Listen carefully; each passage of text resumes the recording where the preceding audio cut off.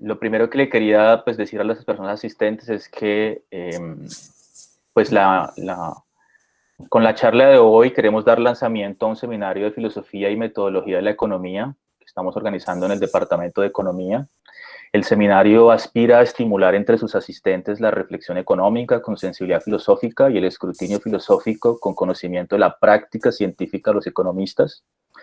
Es conocido que la economía y la filosofía han desarrollado sus propias herramientas y métodos de estudio. Sin embargo, en el seminario creemos que es la combinación de ambas metodologías y herramientas lo que nos da una visión enriquecida sobre los problemas que por su naturaleza están en la intersección entre ambas disciplinas.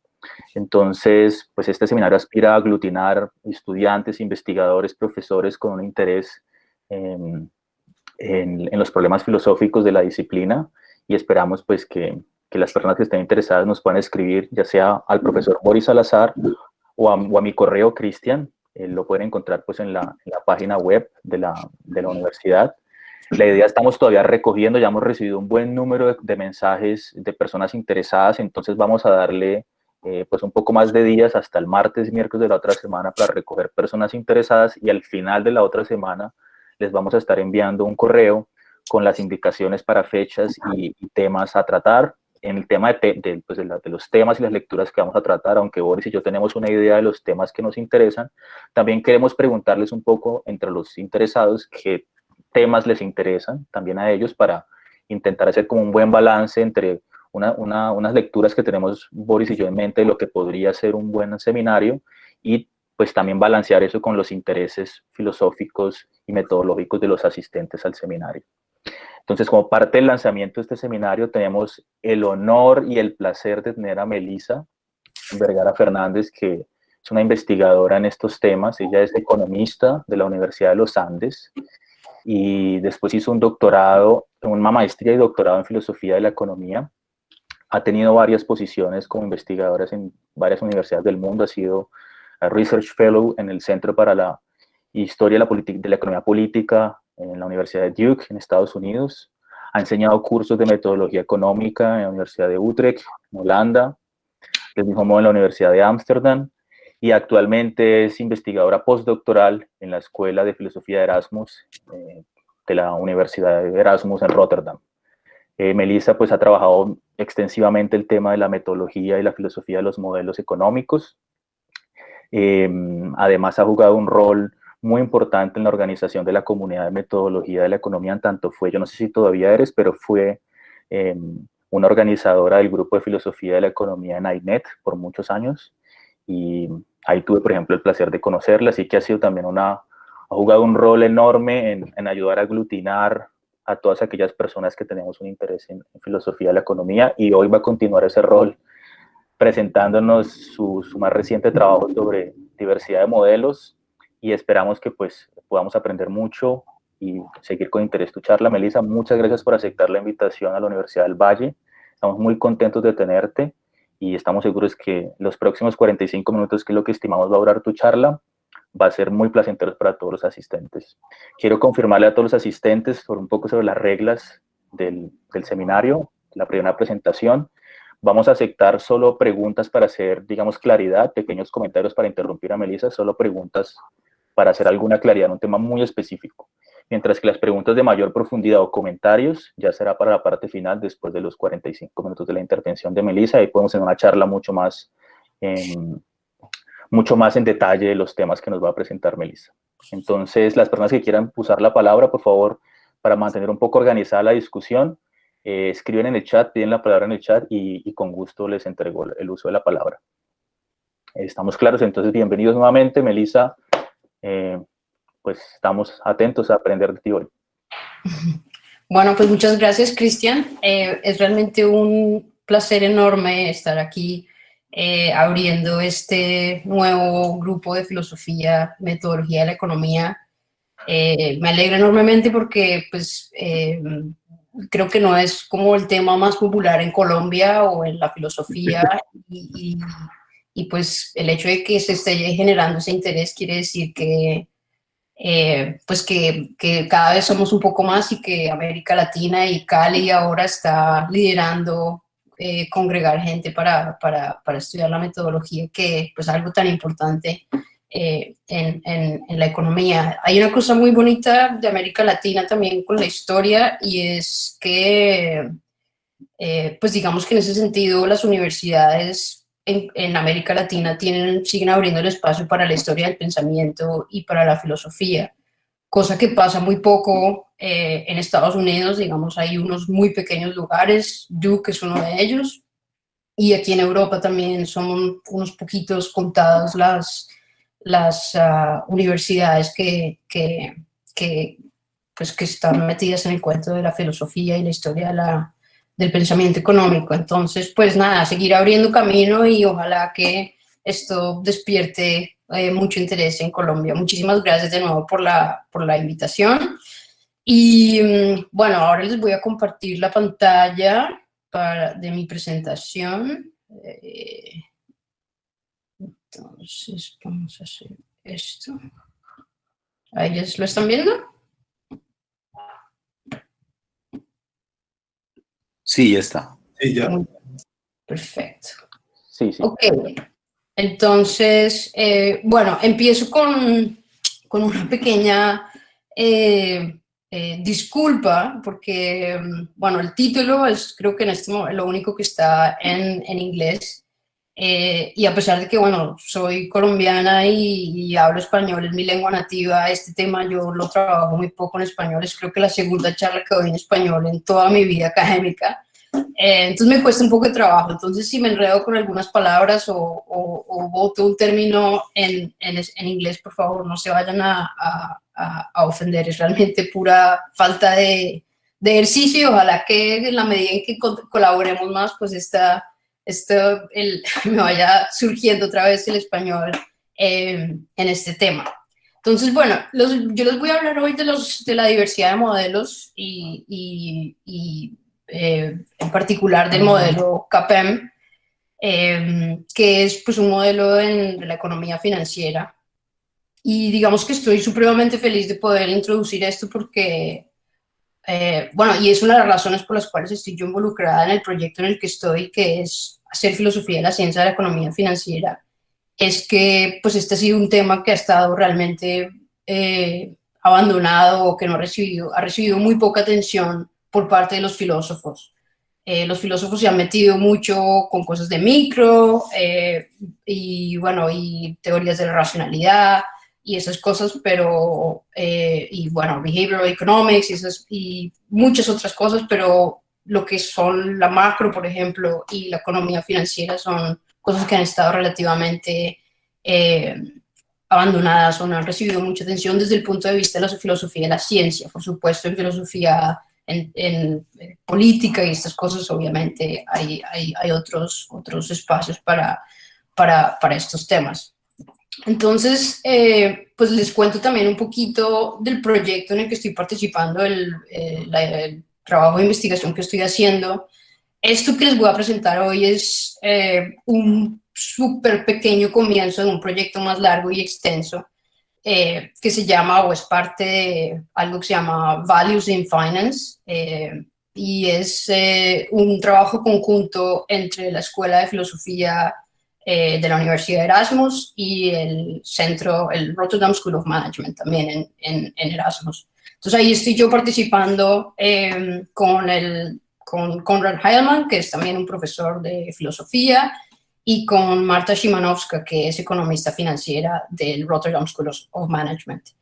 Esto asimismo es parte de una iniciativa más grande aún de la universidad, de tratar de generar trabajo que genere como impacto, y en esta medida somos parte de una iniciativa que se llama Dynamics of Inclusive Prosperity, que quiere decir que pues hay trabajo también con abogados, con otros filósofos trabajando en otros temas para mirar pues asuntos de la prosperidad inclusiva, y una dinámica, un tema también importante de ciudades. Entonces es un proyecto grande. Nosotros estamos enfocados en las finanzas y en particular en la filosofía de la ciencia, de la ciencia de la economía financiera. Y ahí estamos haciendo análisis de modelos y dinámicas de juicios de valor éticos, epistémicos y no epistémicos. Digamos que eso es una parte, como la parte más teórica del proyecto. Y por otro lado, digamos, en un momento más en el futuro, estamos también como metiéndonos más en cosas un poco más aplicadas, más prácticas y todo lo que está como en la onda ahora de las finanzas sostenibles. Entonces, digamos que eso también es parte del proyecto y por eso esto que les enseño hoy es pues algo supremamente pues preliminar. Es un trabajo que empezó, por lo menos empecé yo hace 6 meses y bueno. Entonces, ¿por qué miramos el CAPM, el Capital Asset Pricing Model? La razón es porque, bueno, esto, de pronto hago una pausa aquí, yo estoy asumiendo que no todo el mundo sabe qué es este modelo, entiendo que hay gente de sociología y hay filósofos, también entiendo, entonces voy a tratar de, pues de ser lo más clara posible con este tema que me estoy metiendo.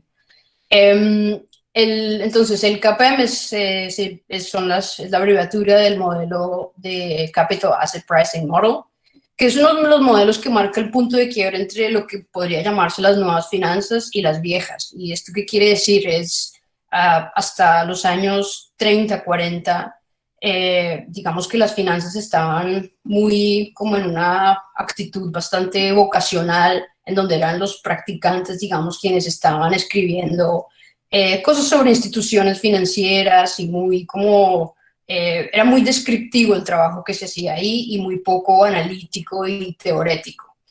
Y hay universidades o hay, digamos que empezó un momento, esto lo empezaron, o por lo menos uno de los centros importantes que tuvo en tratar de darle como un nivel de cientificidad a las finanzas fue Carnegie Tech, que antes de que le hicieran, o sea, lo que es ahora Carnegie Mellon, a cargo de gente como Franco Modigliani y Herbert Simon, estaban metidos en ese tema de darle un poder, como una capacidad científica al estudio de las finanzas.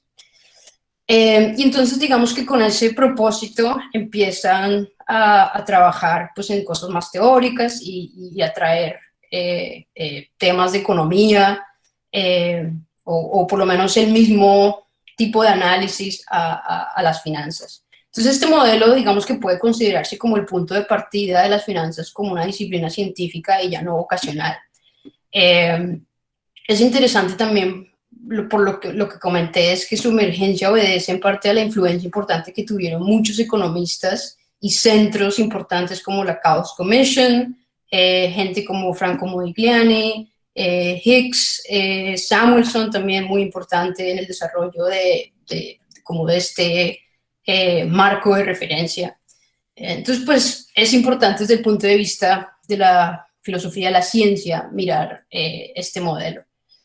Y desde el punto de vista histórico, creo que esto también para ti, Cristian, puede ser interesante, no sé, también, o por lo menos que creo que los historiadores tampoco se han fijado mucho en esto, como que lo que he leído hasta ahora es que revela como un desarrollo paralelo entre lo que fue la macro y la economía financiera, o sea que hay mucho trabajo conjunto y influencia de parte y parte, pero sobre todo de la macro hacia la economía financiera. Hay un historiador, sociólogo en Canadá, si no estoy mal, que se llama Frank Jovanovic, que es alguien que ha tratado de trabajar estos temas, pero de resto creo que, digamos que esa historia de la macro con la economía financiera tampoco está muy explorada desde el punto de vista histórico. Entonces, es una razón más para mirarlo. Y otra cosa interesante es que continúa siendo un modelo influyente en la estimación del costo de capital, es decir, estas son cosas que los gerentes corporativos están utilizando. Hay evidencia de diferentes tipos que demuestran que este modelo, a pesar de que, como les voy a enseñar en algunos minutos, a pesar de que tiene problemas de evidencia con la realidad y todo esto, sigue siendo un modelo influyente en la estimación del costo del capital. Entonces, digamos que hay muchas razones por las cuales este modelo es atractivo para empezar como este proyecto más grande, que pues es empezar a abrir camino en la historia en la filosofía de la ciencia de la economía financiera. Entonces, muy rápidamente les voy a decir, perdón, esto me está vibrando y... entonces, muy rápidamente les voy a decir de qué se trata este modelo, para quienes no lo conocen. Uno podría decir que el CAPM resuelve el problema del gerente corporativo, que es cuál es el costo del capital, es decir, en el momento de tener que hacer una inversión de un proyecto, decidir si queremos invertir para crecer la empresa o lo que sea, tenemos que pensar cuál es el capital, cuánto nos va a costar. Y digamos que hay dos fuentes principales de capital. Uno es deuda, y digamos que el precio de esa deuda es la tasa de interés normalmente, y la otra fuente de capital es el capital accionario. Y aquí digamos que el costo de ese capital es la tasa esperada de retorno. Pero ¿qué pasa aquí? Aquí, digamos, si lo ponemos desde el punto de vista del inversionista, no es una tasa que uno fácilmente puede estimar, es decir, ahí está el truco, y es que desde la perspectiva del inversionista, poseer acciones es más riesgoso que el capital accionario. Perdón, que deuda, eso está mal. Poseer acciones es más riesgoso que poseer deuda. ¿Por qué? Porque ante la quiebra, poseedores de deuda tienen prioridad de pago sobre los accionistas, ¿correcto? Entonces, si yo como inversora quiero invertir en un proyecto, quiero pedir una prima, quiero ganar más que la tasa de interés, porque en el momento en que mi inversión se quiebra, van a ser quienes tengan deuda, quienes van a recibir primero lo que sobre de esa quiebra. Y entonces yo, para poder invertir ahí, quiero recibir un premio, una prima de riesgo sobre los bonos. Entonces, digamos que ese es el problema que se está tratando de resolver. ¿Cuál es esa tasa de retorno que los inversionistas quieren cobrar para poder invertir? Entonces, lo que el CAPM resuelve, lo que el CAPM nos dice es, bueno, ¿qué determina la tasa esperada de retorno? ¿Cuáles son esos determinantes de la tasa de retorno? Y digamos que aquí el resultado que se le otorga, entre otros, a William Sharpe y a Lindner, es qué tan expuesto está un activo al riesgo sistemático del mercado. Es decir, lo que el CAPM nos dice es que la tasa esperada de retorno está determinada por qué tan expuesto está un activo a lo que se considera el riesgo sistemático del mercado, que no se puede diversificar. Y una cosa interesante, o algo que, pues, digamos, es alucinante de alguna manera, es que este modelo es supremamente sencillo. Lo que nos dice es que hay una relación lineal entre la tasa esperada de retorno y su prima de riesgo de mercado, que está determinada por un beta del activo. En términos muy sencillos, esa ecuación que dice ahí es el primer término es simplemente la tasa de interés, y el segundo término es la unidad de riesgo, es decir, la prima de riesgo, multiplicado por el beta, que es la covarianza entre lo que varía mi asset, el activo, y el resto del mercado, ¿sí? Entonces, ¿qué tan volátil es el activo con respecto a lo que se considera el mercado completo? Entonces, pues es un resultado supremamente interesante, porque están diciendo lo único que importa, en este caso, lo único que importa es ese beta para determinar la tasa esperada de retorno. Y esto, digamos, está relacionado, aquí vemos un poco cómo está relacionado esto con resultados previos de Modigliani y Miller, que lo estaban mirando como desde el otro punto de vista, cuando dicen que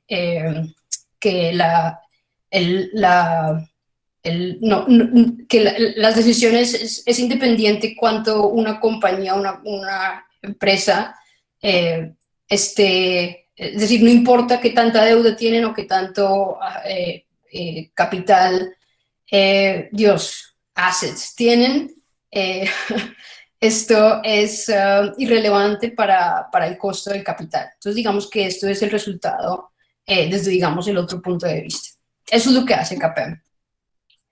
Y ese es el interés que tenemos en este modelo. Ahora los dejo es decir, hasta aquí ya les enseñé de qué se trata este modelo y ahora vamos a entrar como un poco a la filosofía y les voy a decir un poco qué es lo que ha hecho la filosofía con respecto a modelos muy rápidamente para entender los modelos científicos. Entonces, una cosa que ha caracterizado el análisis filosófico tradicional de modelos es que la unidad de análisis ha sido el modelo, y aquí quiero enfatizar el modelo en singular, es decir, en este caso sería el modelo que contribuyó William Sharpe en 1964, y ese modelo sería como la unidad de análisis de un filósofo para entender cuáles serían las relaciones, el valor epistémico del modelo, y bueno, ya les voy a decir un poco más cuáles han sido las preguntas que los filósofos han respondido, pero lo importante aquí que quiero señalar es que la unidad de análisis ha sido el modelo singular.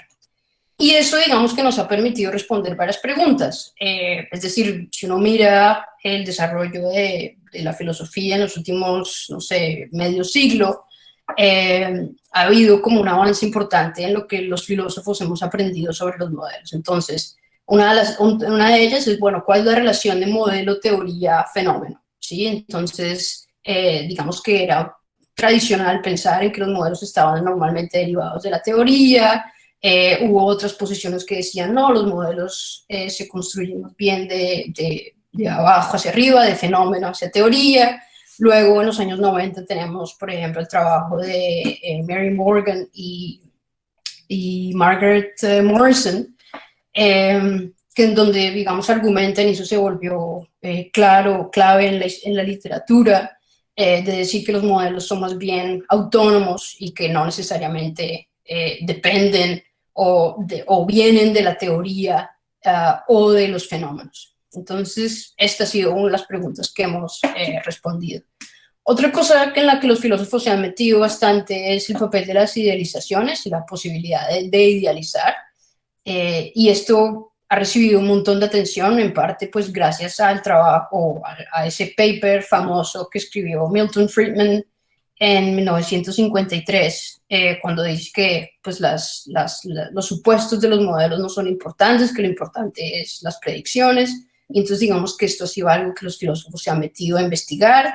Y digamos, ok, si tenemos un modelo idealizado, ¿en qué medida entonces para poder aplicarlo al mundo y aprender de él necesitamos poder deidealizar o volver nuestro modelo cada vez más realista? Lo que hace que un modelo que, a pesar de ser idealizado, o lo que uno podría decir falso, que pues no es correcto, pero digamos que demuestra la idea de una manera más clara, es el modelo como representación de un fenómeno. Entonces, digamos que aquí los filósofos han llegado a la conclusión que para poder un modelo enseñarnos algo sobre el mundo tiene que ser una representación de alguna parte del mundo. Y se han establecido también entonces teorías sobre cuál es la relación entre un modelo y su objetivo o su objeto, entonces esta relación de model y target. Entonces, aquí se ha hablado, digamos, normalmente uno podría pensar, bueno, esa relación tenía que ser isomórfica, en que yo voy a presentar un modelo como una estructura y mi mundo tiene que también corresponder a esas mismas estructuras que mi modelo tiene para poder, digamos, que haya una correspondencia entre el modelo y mi objetivo. Eso digamos, eso ya se abandonó, esa idea, y hay muchas. Lo que yo les estoy diciendo acá no es necesariamente que haya, ¿cómo se dice? Agreements. Un acuerdo. Gracias. Entre los filósofos, pero digamos que estas son las preguntas que se han ido respondiendo y que de pronto sí hay muchas respuestas, pero digamos que el análisis del modelo en singular nos ha permitido abordar estas preguntas y ofrecer algunas respuestas.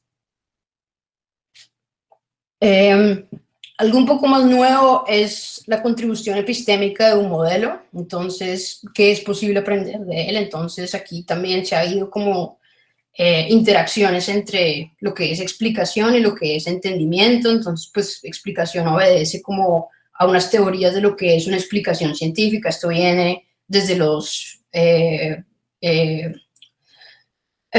positivistas lógicos, de qué es una explicación científica, y digamos que habían evitado hablar de entendimiento porque era como se entendía, se pensaba pues que era algo supremamente subjetivo y no lo queríamos tener para hablar de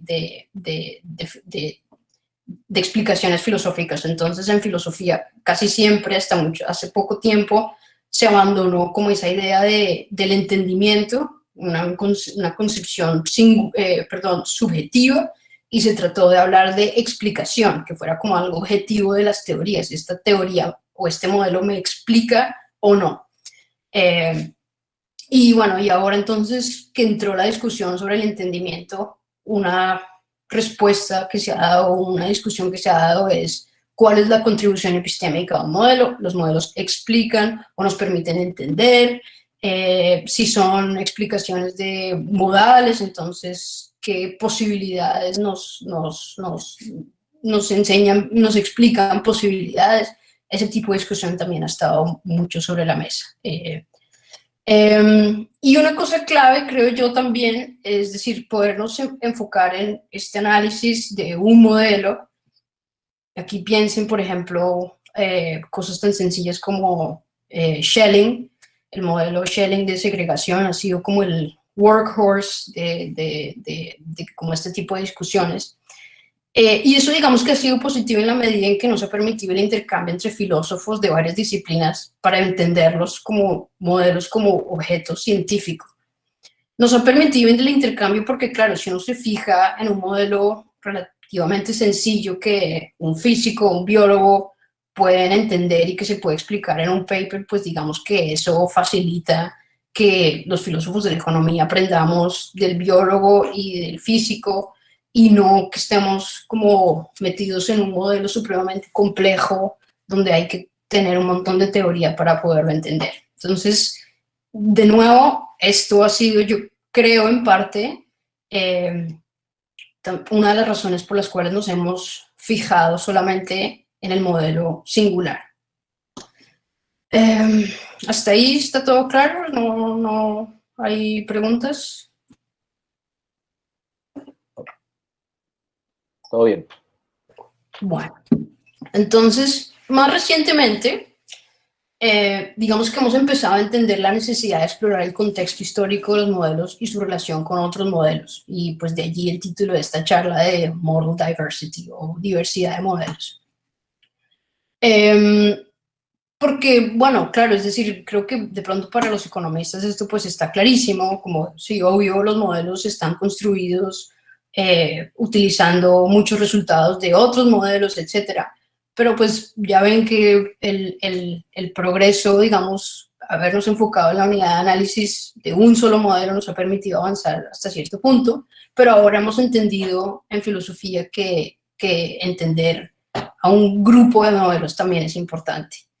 Y estoy aquí hablando de los últimos, no sé, 10 años.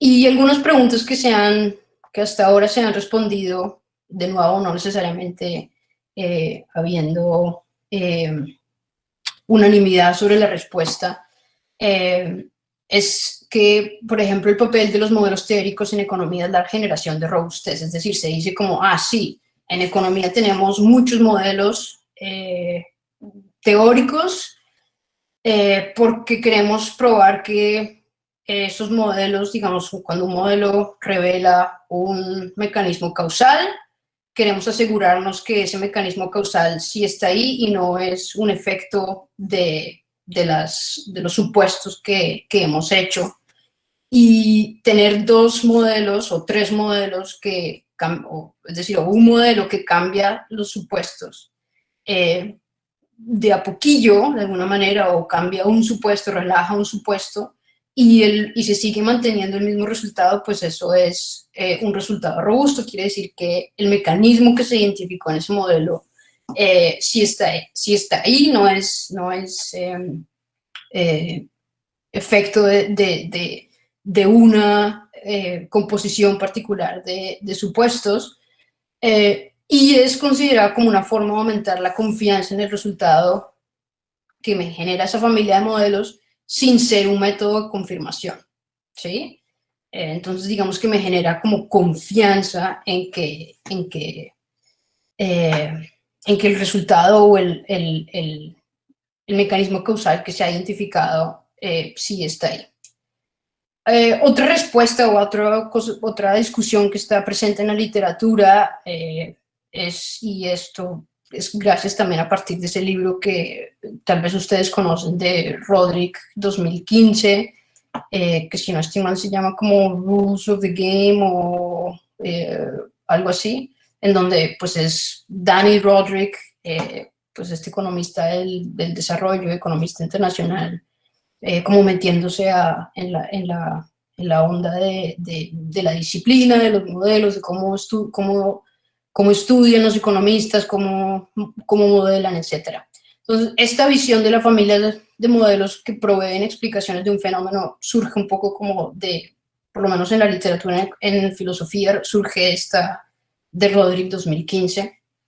Y es decir, porque tenemos muchos modelos, digamos que nos podemos tener mejores explicaciones de un modelo, de un fenómeno, perdón. Entonces, lo que Roderick dice aquí es, los economistas estamos todo el tiempo produciendo modelos que son un poquillo diferentes o que se adaptan cada vez a diferentes casos, y estamos formando como un repositorio del que podamos, cada vez que necesitamos un problema, explicar un fenómeno, como vamos a nuestro repositorio y miramos cuáles son los modelos que nos sirven para explicar lo que estamos viendo, y en la medida en que ese repositorio pues sea más grande, digamos que tengo más opciones o más maneras de verificar que la explicación que yo le voy a dar a mi fenómeno sea adecuada. Digamos que la historia es un poquito más compleja que eso, pero vamos, en grandes rasgos, eso es lo que se ha dicho. Y él le agrega también algo interesante, es que él dice el progreso científico, al menos en economía, es aumentando cada vez este repositorio de modelos. Entonces, pues es interesante también como ver cómo ya no fijados en las teorías, que era como lo estábamos haciendo los filósofos antes de pensar el progreso científico en términos de teorías. Esto es como una aproximación a cómo se da el progreso científico con base en los modelos. Y entonces aquí, como pueden ver, estas son preguntas que responden más bien a familias de modelos, es decir, para hablar del repositorio, para hablar de robustez, necesitamos incluir más de un modelo. Entonces, pues, eso es, digamos, como el cuadro que les quiero presentar sobre dónde está la contribución de la filosofía en este momento con respecto a modelos. Entonces, volviendo al tema del CAPEM, lo que yo les quiero mostrar en esta charla es, digamos, la pretensión que tengo con el proyecto de largo plazo, y es empezar con un análisis descriptivo más profundo de la familia de modelos de CAPEM, y en particular las relaciones entre los modelos. Yo creo importante, y yo creo que es interesante en parte por esa por la calidad que tiene CAPEM de ser como un modelo fundacional que le da vida, digamos, de cientificidad a las finanzas, a la economía financiera. Entonces, digamos que hay como algo que se puede identificar bastante bien. Entonces, en el resto de la charla lo que voy a hacer es mostrarles el avance que he hecho de este análisis, que de nuevo no está completo y digamos que estoy supremamente entusiasmada de oír cualquier cosa que ustedes tengan como de sugerencias de dónde poder llevar este proyecto. En parte, pues, si ustedes son conocedores de este modelo y pues de la economía financiera. Y digamos que lo que creo que es, pues, tal vez atractivo para ustedes es que incluso con este análisis muy preliminar, aún así podemos sacar como ciertas implicaciones y conclusiones que yo creo que son interesantes, no solo para la filosofía, sino también para la economía. Entonces, lo que voy a resaltar específicamente son las relaciones entre los modelos, y aquí quiero mostrarles o enfatizar relaciones que yo llamo de complementariedad, y aquí hago una distinción entre relaciones verticales, que las he definido como relaciones que profundizan el desarrollo teórico sin necesidad de contribuir epistémicamente. Es decir, uno podría decir que son relaciones que tienen más bien como un valor heurístico. Y relaciones horizontales que expanden el entendimiento que podemos tener de un fenómeno. ¿Sí? Estos son como dos tipos de relaciones que creo que están presentes en el análisis que les voy a enseñar de el modelo CAPEM. No son, de nuevo, no son, es decir, pueden cambiar e incluso puede haber más, pero creo que nos ayudan como a entender la contribución epistémica o qué hace cada modelo en esa familia de modelos y qué hace la familia como tal. Y otras relaciones que creo que también son interesantes son como la relación entre modelos empíricos y teóricos, y cómo proveen distintos tipos de justificación y nos sugieren, hasta ahora el análisis que he hecho es que por lo menos lo que entiendo de este modelo es que no hay un principio metodológico claro para escoger entre ciertos modelos. Es decir, que si le preguntamos al gerente corporativo que nos diga por qué utiliza uno en vez del otro, que posiblemente no tenga respuesta, sino más bien como esto es lo que hace el resto de la gente. Y esto pues nos hace, digamos, si eso es correcto,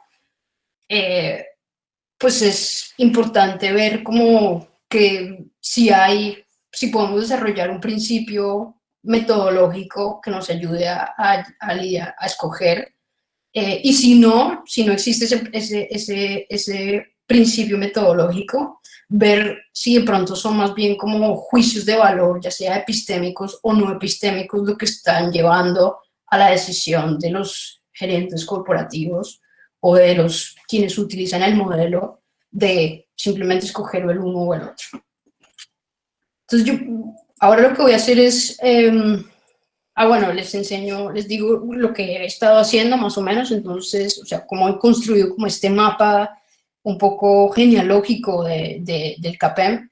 Entonces, he hecho revisión de textos originales, notando los objetivos de cada artículo, la contribución de cada artículo y la literatura que se menciona en ese artículo sobre la cual se trabaja, digamos como las influencias o a quién se está reaccionando, etc.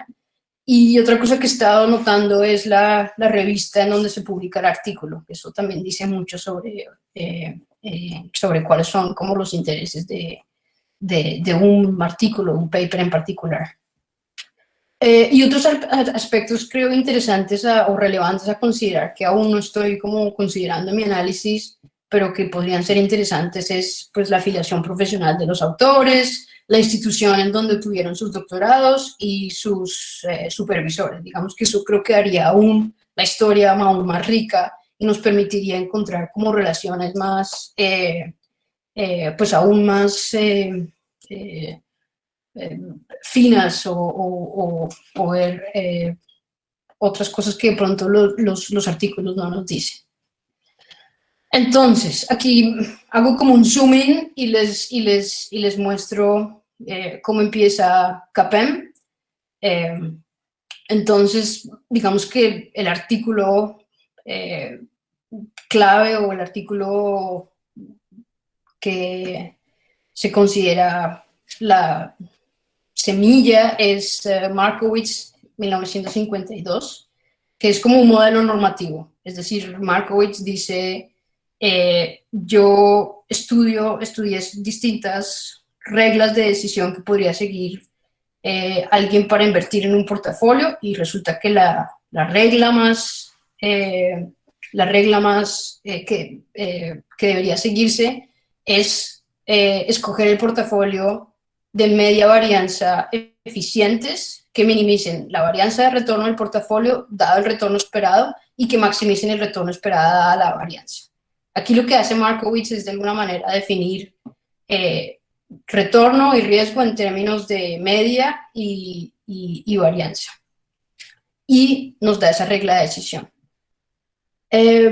Luego, digamos que aparte, pero es decir, está el trabajo que hizo Tobin en 1958, que más o menos argumenta en contra del concepto de preferencia por liquidez que Keynes utilizó. Él dice simplemente es erróneo asumir, como lo hizo Keynes, tasas de interés estables en el largo plazo y asumir que los agentes prefieren o solo liquidez o solo activos riesgosos. Entonces, habla como de, está el tema, propone, digamos, el teorema de la separación. Aquí, digamos, es un detalle, pero Tobin no estaba realmente interesado en contribuir a la teoría financiera. Su interés era más en la macro y en demostrar que incluso teniendo supuestos más los que él propone, digamos que el sistema keynesiano aún se mantenía en pie. Pero esto fue importante, el teorema de la separación fue importante porque fue un resultado que Sharpe en 1964 pudo utilizar para generar su teoría del equilibrio de mercado de precios de activos bajo condiciones de riesgo, asumiendo agentes que se comportan siguiendo la regla de decisión de Markowitz. Es decir, lo que hizo es, Markowitz presentó es un modelo normativo, es decir, es una regla de decisión, y Sharpe simplemente dijo, voy a asumir que todo el mundo se comporta, todos los agentes se comportan como Markowitz dice que se deberían comportar, y vamos a ver, y con eso vamos a generar una teoría del equilibrio de mercado de precios de activos bajo condiciones de riesgo.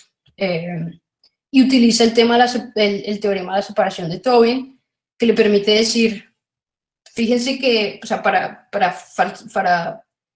facilitar el desarrollo de su teoría, lo que dice es, la gente no tiene que, la decisión entre cuánto poner en activos libres de riesgo y en el portafolio es separada de la decisión de cómo invertir entre los diferentes, es decir, la escogencia del portafolio eficiente. Es decir, las decisiones del portafolio eficiente son las mismas que van a tomar todos los participantes de la economía, y lo que va a cambiar para cada uno va a ser lo que defina su actitud frente al riesgo. Y eso es lo que les va a decir si invierten más en activos riesgosos o menos en activos riesgosos. Eso es, digamos, cómo interactuaron estos tres autores para, digamos, lo que se considera CAPEM es lo que hizo Sharpe, pero tomó entonces de Markowitz y de Tobin. Entonces, aquí es como quiero señalar la complementariedad horizontal y la vertical. Ya lo que quiero llegar aquí es la complementariedad horizontal, como lo dije antes, es lo que nos permita entender, podemos volver si quieren, expanden el entendimiento que podemos tener de un fenómeno, ¿sí? Entonces, lo que pasó aquí, es decir, lo que quiero sugerir es que la relación entre Sharpe 64 y Markowitz 52 es de complementariedad horizontal. Es decir, nos permite entender un fenómeno, en particular al proveernos esa teoría de equilibrio de mercado de precios de activos bajo condiciones de precio, nos permite entender qué es lo que está pasando en el mundo, nos dice, esta es la relación lineal entre la tasa de retorno y el riesgo.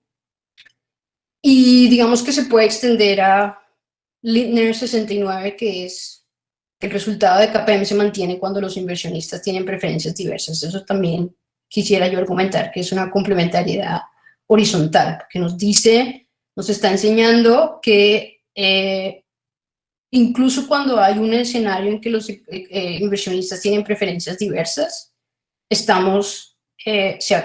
resultado de KPM se mantiene. Entonces podemos aplicar KPM en un caso en el que nuestros inversionistas tienen preferencias diversas, que es algo que no se había asumido antes. Y ahora viene lo que quiero llamar yo complementariedad vertical, que es lo que hace Mosen 66, y es, digamos, en pocas palabras, lo voy a cortar un poco porque creo que se está acabando el tiempo, es más o menos proveer el mecanismo que conlleva el resultado de Sharpe. Es decir, lo que Sharpe no había, él dice, ok, vamos a modelar las demandas individuales de estos activos para determinar los precios y la distribución de la oferta entre esos individuos, y resulta que ese modelaje que él hace es compatible con los resultados de Sharpe y Markowitz, digamos. Entonces aquí quisiera yo argumentar que hay un tipo de complementariedad vertical porque nos da un mecanismo subyacente sobre cómo se genera ese resultado de llegar a la relación lineal entre el riesgo y la tasa esperada de retorno. Entonces, eso es un punto que quiero hacer. Yo les dije que iba a me iba a enfocar en las relaciones de complementariedad y en las relaciones teóricas y empíricas. Entonces ahora quiero resaltar esas relaciones empíricas y teóricas de KPM. Aquí creo que no vale la pena discutir mucho como el detalle de cada uno de los papers, pero digamos los que tienen el lado izquierdo de la presentación, o sea, Black, Jensen y Scholz en el 72, proveen evidencia empírica de que los resultados de KPM son consistentes, es decir, hay unos datos que son consistentes con las predicciones de KPM. Digamos que tenemos aquí evidencia que soporta lo que antes se había hecho solo en términos teóricos. En el lado derecho de la presentación está Vance y Fama y French 92, que demuestran que hay otros aspectos que KPM no incorpora que explican mejor otros datos, ¿sí? Y en particular, ellos están hablando aquí del tamaño de la firma y lo que se llama book to market ratio, que no sabría cómo decir en español. Entonces, hay ciertos activos que explican mejor los datos que el beta de KPM. Y con base en esos resultados, Fama y French, en el año 93, construyen un modelo que llaman el modelo de 3 factores Fama-French, que son precisamente el beta original de KPM, el book-to-market ratio y el tamaño de la firma. O sea, ellos construyen ese modelo que con esos 3 factores explica mejor los datos sobre que explica mejor la tasa de retorno. Y una cosa importante aquí para resaltar es que este modelo que Fama y French desarrollan no tiene un fundamento teórico, es decir, viene solamente como esas anomalías que logró explicar del modelo KPM. Entonces aquí lo que quiero resaltar es las características de estos modelos. Por un lado tenemos KPM, que es un modelo con cierta justificación empírica, ¿sí? Porque hay como evidencia contradictoria. Es un modelo robusto, digamos, porque digamos que se incorporaron, se relajaron ciertas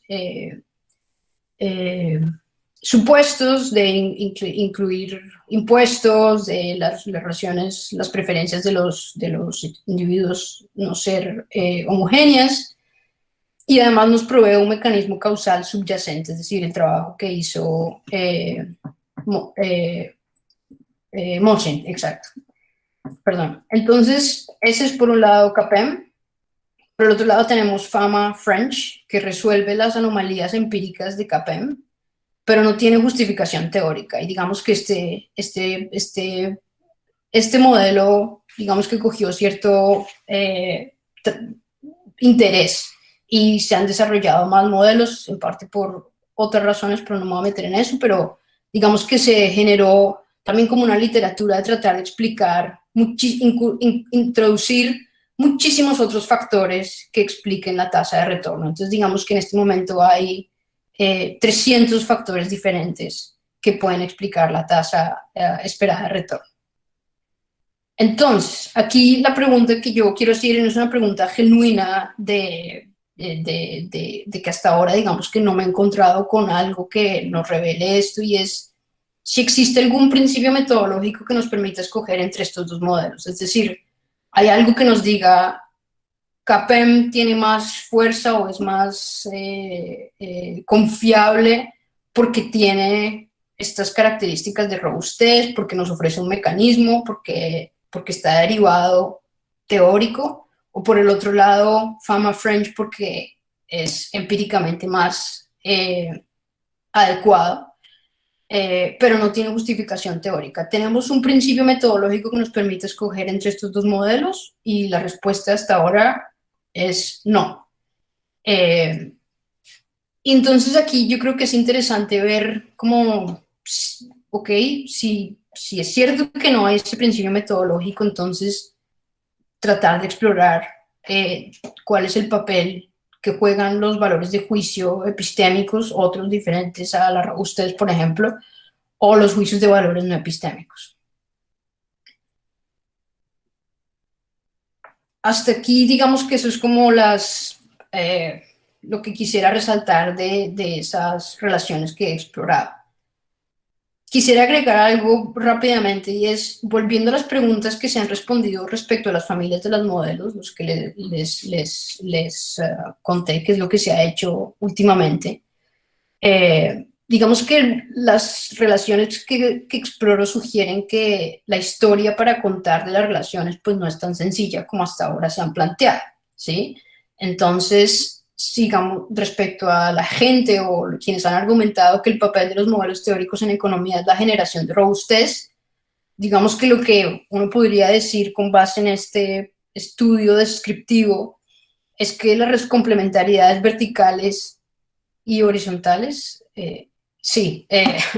pensé que era como y horizontales, sugieren que hay más relaciones entre los modelos que simple robustez. En mi definición, robustez vendría siendo algo así como la complementariedad vertical, que es la profundización del desarrollo teórico, pero si decimos que solo se trata de robustez, pues estamos perdiendo como esas relaciones horizontales que nos permiten entender otros aspectos de los fenómenos. Las familias de los modelos proveen mejores explicaciones de un fenómeno, esto es algo que se ha dicho, y digamos que aquí la respuesta sería no necesariamente. Y la ilustración es que en el caso de CAPEM contra Fama French no es evidente que haya valor epistémico agregado. Es decir, cuando yo me encuentro en escoger entre CAPEM y Fama French, por el hecho de yo tener diversidad de modelos o más modelos no quiere decir que estoy explicando mejor. Por el contrario, digamos que no está claro cuál es el modelo que me explica más a mí, porque no tenemos ese principio metodológico. Y entender el progreso científico, al menos en economía, como la constante adición de modelos diversos a un repositorio del que podemos hacer uso para explicar fenómenos. Digamos que esto es similar a lo que llamo, o sea, lo que dice Roderick de cómo es el progreso científico, es similar a lo que yo llamo complementariedad horizontal. Pero de nuevo también parece haber complementariedad vertical que estaría perdido si solamente hablamos de progreso en términos de adición de modelos que nos permiten explicar más fenómenos. Entonces digamos que el mensaje o lo que podemos concluir parcialmente por lo menos es que si nos metemos a estudiar la historia y como estas relaciones entre los modelos, diría yo que hay como un mundo por descubrir en ese análisis, que hasta ahora en filosofía de la economía no lo hemos hecho.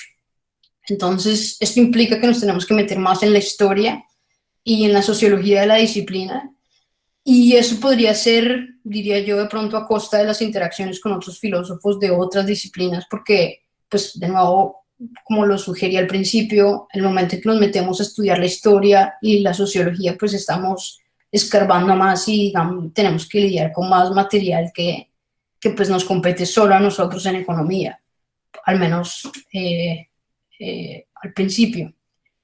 Las implicaciones para la economía creo yo que pueden ser que entender las tradiciones de los modelos permite revelar los puntos en los que hay principios metodológicos o juicios de valor que son debatibles, y entonces podemos empezar a debatir sobre esos principios metodológicos o esos juicios de valor a los que estamos llegando.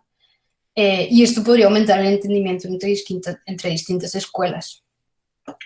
Y lo mismo, o similar, entender estas tradiciones nos permite revelar estas posiciones metodológicas o de juicios de valor si no se conocen estas tradiciones, de dónde vienen los modelos. Es decir, a esto me refiero más como en la práctica, quien está modelando, ser consciente de dónde vienen estos modelos o estas decisiones que está tomando puede ser importante pues para no tomar por sentado estas posiciones metodológicas o de juicios de valor sin saber, sin estar al tanto de eso. En resumen, lo que les he dicho hoy es que la economía financiera ha sido poco estudiada por la filosofía y la ciencia. Empezamos aquí por uno de los modelos que surgió con el vuelco de las finanzas hacia una aproximación científica, el modelo CAPEM. El análisis más común de la filosofía de modelos ha tomado el modelo individual como unidad de análisis, y aquí lo que proponemos es un análisis descriptivo más profundo de la familia de modelos. Exploramos las relaciones entre los modelos, en particular como complementos verticales y horizontales, y entre modelos empíricos y teóricos. Y digamos que si este análisis es convencedor, digamos que hay implicaciones importantes y prometedoras de este análisis que pues lo que hacen es como pues abrirnos las puertas para seguir explorando este tema. Y eso es todo. Muchas gracias, Melissa, por esta presentación. Creo que hay muchísimas cosas para conversar. Entonces, si alguien está interesado en hacer alguna pregunta, un comentario, por favor. Bueno, está Boris, entonces arrancamos con Boris. Por favor, Boris, ya puedes hablar. ¿Puedo quitar la presentación? Perdón, Boris. Sí, dale. Sí.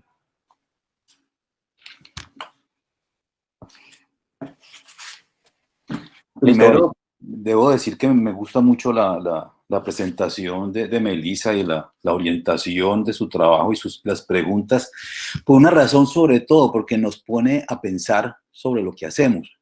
Y entonces nos sitúa en un terreno en el cual uno se encuentra con problemas que también está enfrentando en su investigación y problemas que están en desarrollo que intentamos resolver.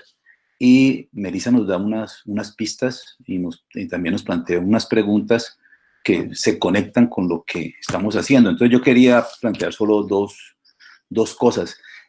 Cuando uno habla de estudiar un modelo singular o particular o individual, y cuando se enfrenta a estudiar, digamos, por decirlo así, la influencia de ese modelo, o qué tan importante ha sido ese modelo, ya sea en el desarrollo vertical, horizontal, no vamos a discutir eso ahora, del estudio de ese problema y de la práctica de economistas frente a ese problema, uno se encuentra que es inevitable encontrar una secuencia de modelos que sale del estudio de ese modelo individual. Es decir, uno no se queda solo en el estudio del desarrollo o de la influencia de ese modelo individual, sino que se va a encontrar con una secuencia de modelos que además van transformando, entre otras, el mensaje principal la estructura fundamental del modelo inicial. Y tengo la sensación de que van generando una especie de deriva, en el sentido de que lo que es el modelo inicial, que puede ser un modelo importantísimo como es el modelo CAP, ese desarrollo lleva a que en la secuencia se van creando diferencias, y de hecho Melissa lo muestra en los modelos que consideró en la charla, y uno ve que allí hay, digamos, una deriva con respecto al mensaje inicial o al punto central, que en el fondo en el modelo inicial uno dice, pues sí, lo fundamental es la fuerza en la beta y en ese coeficiente de beta, y por supuesto es lo que hace, lo que decía Melissa, que lo hace incluso alucinante en el sentido de su capacidad de predecir o de hacer entender con muy poco. Pero, y eso me lleva a un segundo punto, o sea, yo creo que es casi que inevitable que cuando uno estudia un modelo, incluso cuando cree que lo está haciendo individualmente, se va a encontrar con una secuencia de modelos. Es decir, la unidad de análisis cambia, y cambia per se en la misma investigación empírica que uno hace, empírica pues también filosófica, del desarrollo de la influencia de ese modelo. El segundo punto es que, bueno, a Melissa le preocupa, y lo dijo varias veces, o afirmó que no hay un principio metodológico para elegir, al menos no explícito, y eso es cierto, no hay una forma, hay una regla explícita para elegir, no hay un criterio, digamos, filosófico explícito para elegir entre modelos en este campo de la valoración del precio de los activos financieros, o de la fijación del precio de los activos financieros. Eso es cierto, pero entonces eso me lleva a otro problema, que es cómo investigamos las elecciones que hacen tanto los economistas e investigadores como los gerentes de portafolio de que hablaba Melissa. Es decir, ¿cómo eligen ellos? Y en su elección sí hay unos criterios implícitos, pero no los conocemos. O sea, no es un criterio que viene dado por los filósofos de la economía, sino que es un criterio que tengo yo la idea que está implícito, que tiene que ver con, como lo decía Melissa ahora, con beliefs, con las creencias particulares que se forman, y que en cierto sentido son incluso inconscientes, que no son, digamos, no son explícitos ni tienen la forma ordenada y fundamentada de un principio filosófico de elección, pero que están allí. Entonces, eso, digamos, yo diría que esa es otra parte de la investigación en filosofía de la ciencia y en metodología de la economía, es que también tenemos que aprender como a descubrir desde dónde están tomando esas decisiones y desde dónde eligen los practicantes de la economía. Eso, que es un problema abierto, no es un problema de la charla de Melissa, sino un problema abierto que tenemos que digamos, tratar de resolver todos los que trabajamos en este campo. Y me gustó algo que planteaba Melissa al final, y es que en medio de todo esto, cuando uno hace análisis estrictamente filosófico, se pierden un poco las interacciones. Y eso es fundamental, digamos. Las interacciones entre los autores, entre los investigadores y entre los modelos mismos se pierden un poco. La filosofía se basa en fundamentos, en tener, digamos, principios básicos. Entonces, el principio de la robustez es fundamental. Y yo no sé si realmente cuando los economistas están tomando decisiones y están ejerciendo su práctica, sigan esos principios. Entonces, digo, y me parece a mí que es fundamental lo que plantea Melissa, hay que tratar de entender las interacciones, aprender a modelarlas incluso, y que es un campo más difícil, ¿no? Porque no es algo que está abierto, no está, digamos, explícito en el modelo, pero que creo que, como lo decía ella, al final es prometedor también como forma como pregunta de investigación y como un camino de investigación. Bueno, no digo más, simplemente era eso. Me gustó mucho la charla, y sobre todo porque nos permite pensar, y eso es lo que es fundamental en este tipo de conversaciones, digamos. Gracias. Melissa, hay otra pregunta de Fabián, te la voy a leer, y yo creo que con ese primer comentario de Boris y lo que te voy a leer de Fabián, podrías darnos una primera ronda de respuestas. Entonces, la pregunta de Fabián Enrique Salazar es la siguiente. bueno, te felicita primero por la presentación y luego nos dice lo siguiente. La irrupción de las finanzas en el campo conductual.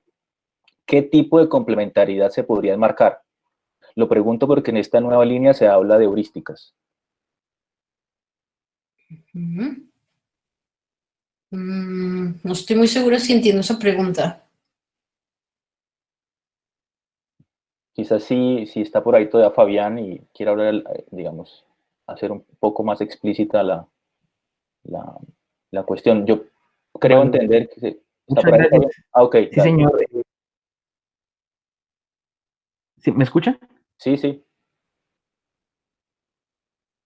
Ok, vale. Bueno, la pregunta es básicamente todo el campo de las finanzas conductuales donde estamos hablando, por ejemplo, heurísticas para el anclaje, ¿no? Y que tiene que ver también en últimas con decisiones de inversión en función de riesgos, ¿no? Uno podría considerarla entonces como una complementariedad de tipo ¿qué? Vertical, ¿verdad? O no sé, digamos, porque no está estrictamente enmarcado en este mismo modelo específico que has presentado, pero sin duda nos conlleva hablar de otra serie de elementos, por ejemplo, incluso fuera de la racionalidad económica. Entonces uno podría catalogarla allí o simplemente quedaría por fuera de este análisis que estás proponiendo porque básicamente estás hablando de modelos que estén lo más cercanamente posibles al CAPM. Ya, gracias. Sí, no, es decir, yo no creería que eso los excluye. Yo creo que tienes razón en que podrían considerar, es decir, en la medida en que ellos nos ayuden. Yo creo que el criterio que yo establecí como de complementariedad vertical no creo que sea excluyente de ninguna manera. Es decir, que cualquier eh, em, aporte que pueda hacer la teoría comportamental que nos permita profundizar teóricamente se podría considerar como complementariedad vertical.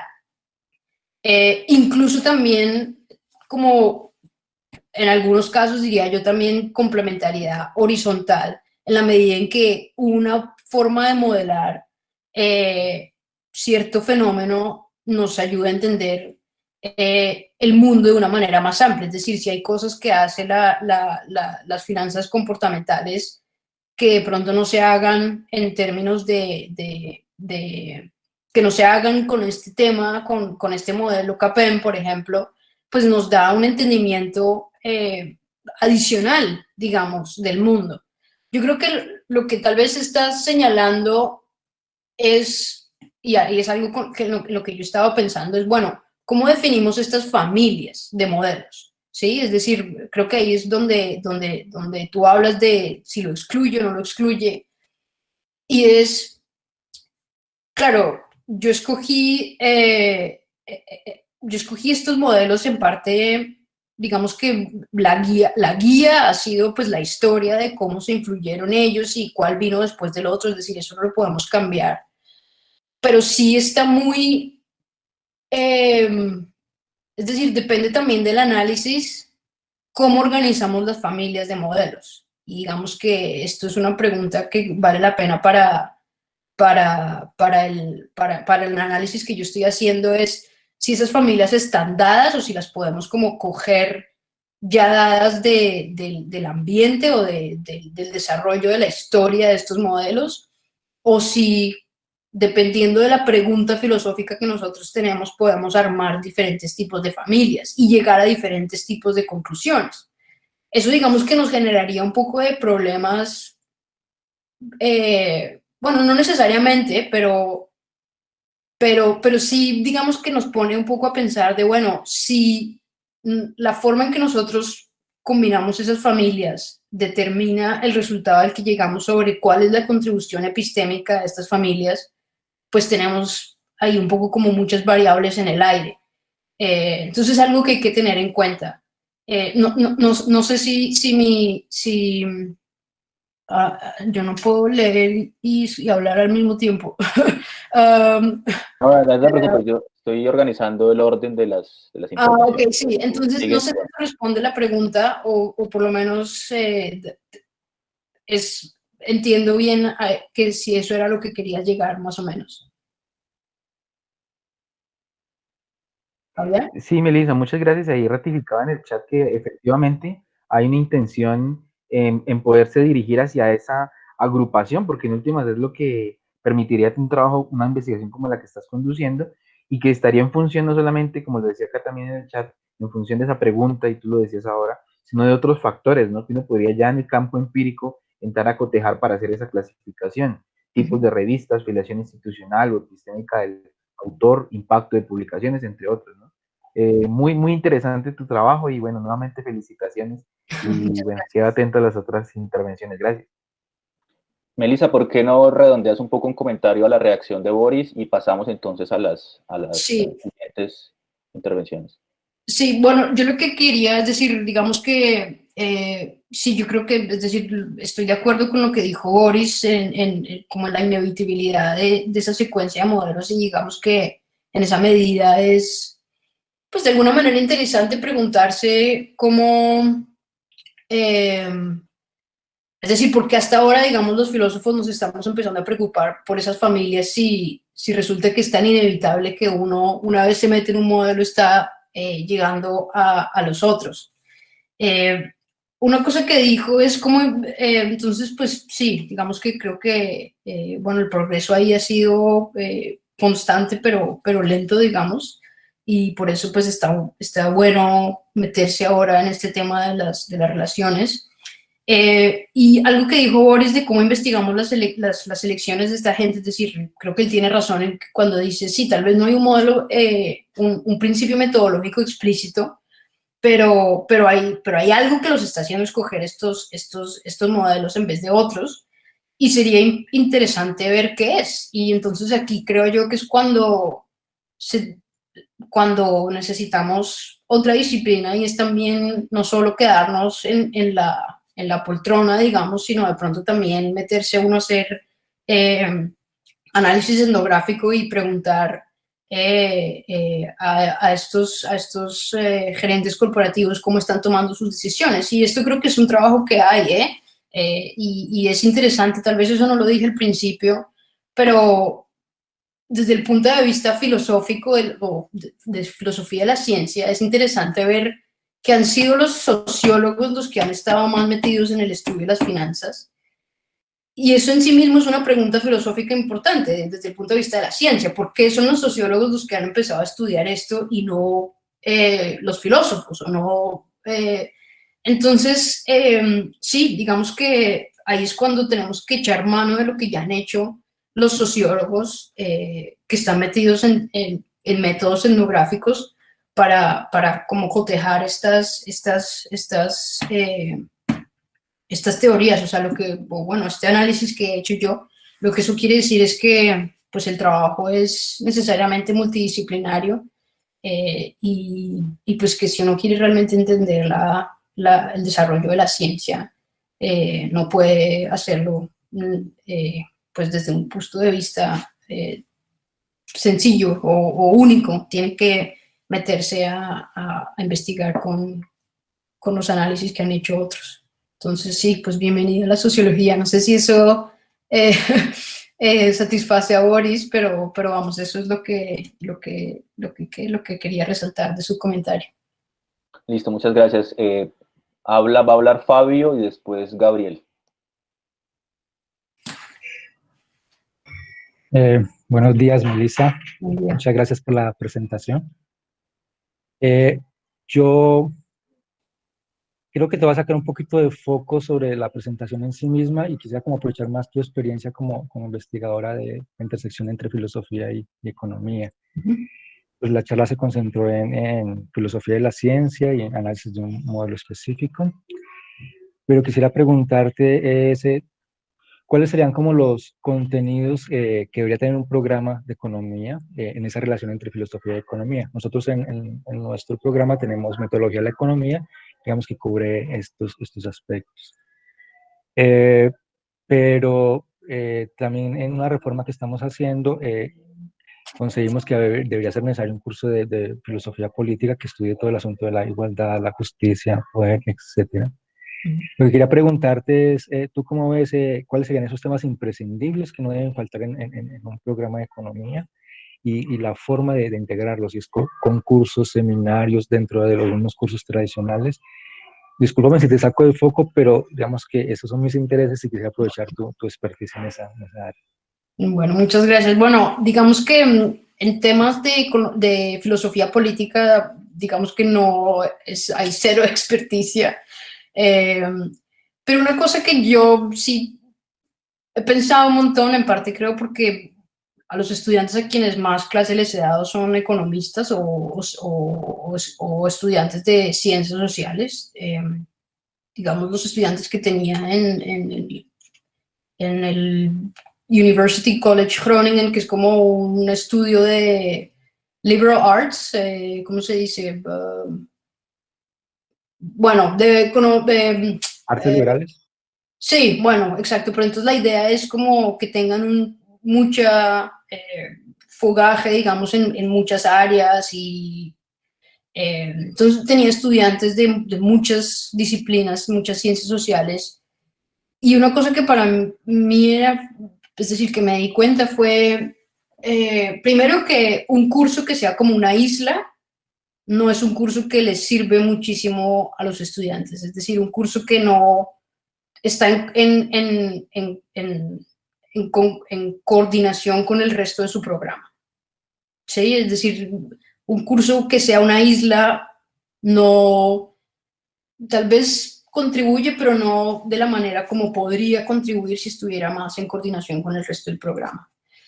Y yo creo que una cosa clave también es para estudiantes de economía es hacerles ver que la economía es una ciencia social. Y digamos que ayer le estaba diciendo precisamente a Cristian que me parecía que Univalle no es la única a propósito, esto pasa en todas partes, pero de distinguir ciencias sociales de la economía, ¿no? La economía es una ciencia social. Y en esa medida, entender que los fenómenos sociales no los podemos entender, o sea, si queremos entenderlos, no los vamos a poder entender desde la perspectiva, en particular, abordarlos con los métodos que nos han tradicionalmente en economía metido de solo econometría, guácala los estudios etnográficos o los modelos o los métodos cualitativos. Hay resolver preguntas requiere de todos los métodos posibles y de todas las disciplinas posibles. Hay tal vez un artículo que le pongo a leer a mis estudiantes es de una economista surafricana que se llama Dorit Bossel. Está en el Journal of Economic Methodology. Si quieres te puedo enviar el link, porque ella habla ahí de cómo su trabajo, es decir, ella hace trabajo en Sudáfrica y habla ahí de cómo llega un momento en que el análisis cuantitativo no le permite resolver, es decir, ella tenía una pregunta y la resuelve con análisis cuantitativo y resulta que cuando coge sus resultados se da cuenta que eso lo que le genera son otro tipo de preguntas y que el científico, ella como científica está obligada, digamos, si quiere resolver esa pregunta, tiene que ir a preguntarle a la gente que por qué actúa de esta manera, y eso solo lo puede hacer con trabajo etnográfico. Entonces, digamos, el artículo está muy bonito porque ya, pues, digamos, narra, o sea, nos muestra su problema social, el problema en el que ella está interesada, y cómo realmente llega un límite en el que no se puede resolver con métodos cuantitativos, sino que tiene que acudir a otros científicos sociales y a ese trabajo y a esos métodos. Entonces, no sé si eso satisface, pues es la experiencia que he tenido. Es algo que me preocupa, en parte, bastante, porque digamos que pues, la filosofía de la economía pues no es muy popular y yo creo que la forma como más impacto tenemos realmente es en los estudiantes pues que a los quienes les enseñamos. Entonces, es lo que, esas son las cosas a las que he llegado, pero no sé si eso es suficiente. Mil gracias, Melissa, es importante. Listo, Gabriel, pues tu turno. Hola, buenos días, Melissa. Muchas gracias por la presentación. Yo quisiera saber tu opinión respecto a un tema que he estudiado y que, bueno, me gustaría conocer tu punto de vista.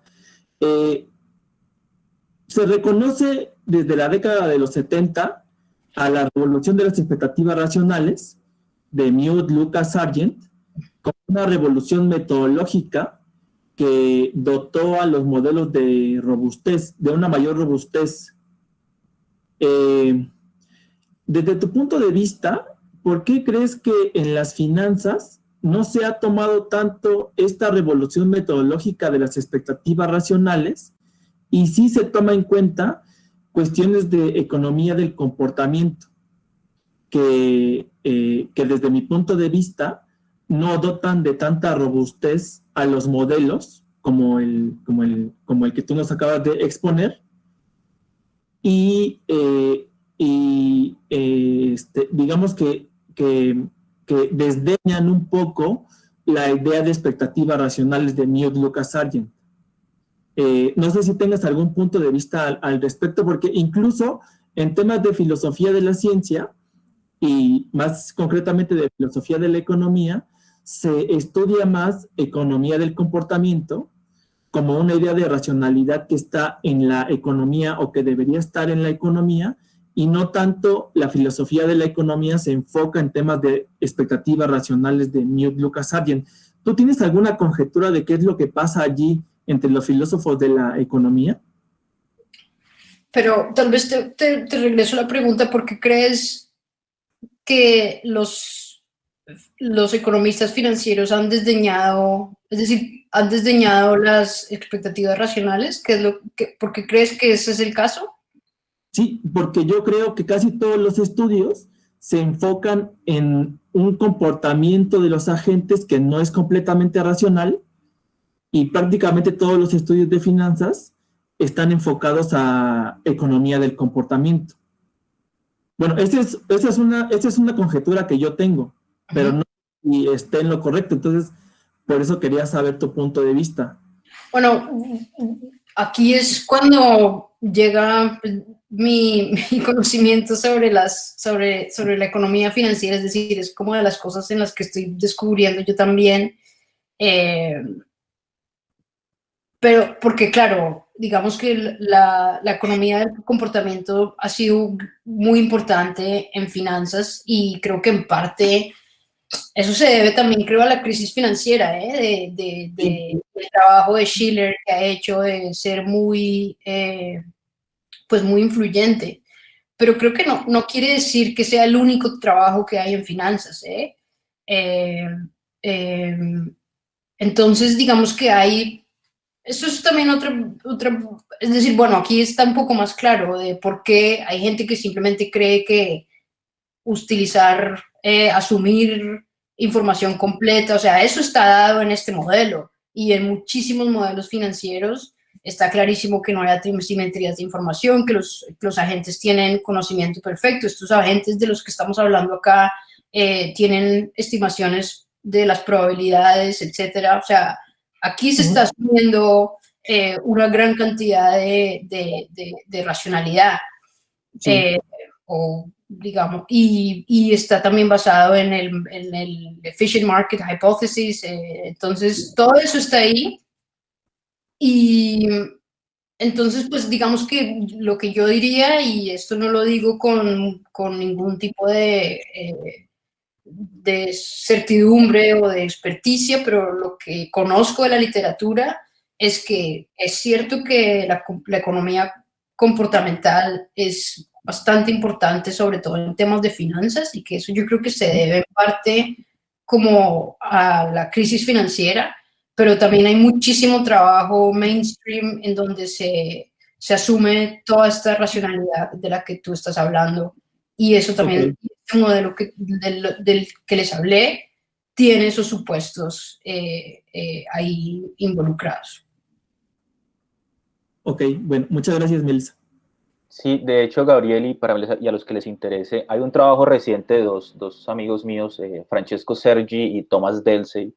Ellos están estudiando históricamente justamente cómo en finanzas, obviamente en las finanzas más convencionales, con la hipótesis de mercados eficientes, ellos creen que ellos fueron los que desarrollaron la perspectiva, la idea de expectativas racionales y no los macroeconomistas, que los macroeconomistas la tomaron de ellos. Entonces hay una reconstrucción histórica de quién se cree verdaderamente el dueño de esa idea. Yo te puedo poner aquí en el chat el link al working paper, que es algo que siguen trabajando, es algo muy reciente y están explorando justamente esa relación, digamos, estudiar la relación entre la macroeconomía y las finanzas a partir de esa disputa de quién es el padre de las expectativas racionales, finalmente. De hecho, un punto allí, perdone, Cristian, y es que si uno observa la fecha del artículo clásico de Eugene Fama, donde está la hipótesis de los mercados eficientes del que hablaba ahora Melissa, es anterior, de hecho, a las expectativas racionales de Lucas, al menos en su publicación. Y de hecho, es una instancia muy desarrollada y perfecta, digamos, de la aplicación de la hipótesis de expectativas racionales a las finanzas, a la valoración de los activos y a los precios de los activos en los mercados financieros. Entonces, incluso ellos se adelantaron, como decía Cristian ahora. En ese sentido, pues fueron avant de lettres, digamos, en esa cuestión de aplicar las expectativas racionales a las decisiones financieras. Entonces, yo creo que sí, la historia no sabía que estaba trabajando Sergi y ellos en eso, y claro, me parece que es muy bien interesante, eso está allí. Listo, gracias, Boris. Oscar, por favor. Vale, gracias. Hola, Melissa, ¿no? Pues primero muchas gracias por la presentación, muy interesante y pues también muy interesante el espacio y la idea del seminario pues en filosofía y metodología de la economía. Yo realmente tengo dos preguntas, espero pues ser muy puntual como en ellas. La primera es con respecto a la complementariedad horizontal, si la entiendo bien, y estoy pensando es más como si uno quizá podría desglosar esa complementariedad horizontal en, por ejemplo, una complementariedad positiva y negativa, porque pienso que pensé en un caso muy puntual, muy puntual y era, creo que era el modelo de Hotelling sobre ciudad lineal, donde pues digamos Hotelling en ese artículo o digamos en ese modelo trata como de rebatir un poco la idea de un precio único en el mercado, donde digamos él incluye pues que hay digamos la importancia del espacio, entonces dos empresas o dos digamos firmas pueden poner digamos un precio distinto y digamos encontrar un equilibrio también en, digamos en esa repartición espacial. Entonces, claro, ahí uno, digamos, uno va, digamos, como en una modelación, por así decirlo, o con un modelo o una línea de modelos que va avanzando y llega a Hotelling y pues dice, no, vea que esto no es tan como lo que ustedes están planteando, hay algo distinto. Entonces, ahí no sé si podría pensar en una complementariedad negativa, porque, digamos, se está rebatiendo algo que de alguna forma se está manteniendo como el núcleo del desarrollo en una línea de modelos.